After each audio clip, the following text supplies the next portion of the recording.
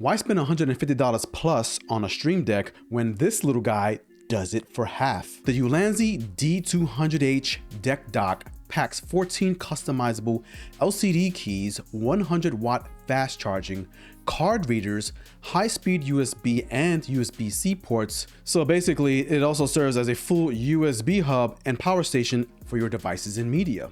Bright and high-resolution keys, great build, nice and stylish. Switch scenes in OBS, launch apps and websites, even run AI tools like ChatGPT. Customization is vast in the Ulanzi Studio app with a massive marketplace to build your dock to your liking with icon packs, profiles, plugins, and presets.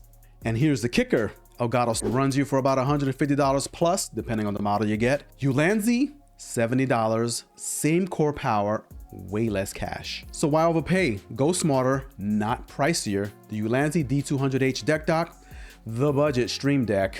Sorry, Elgato.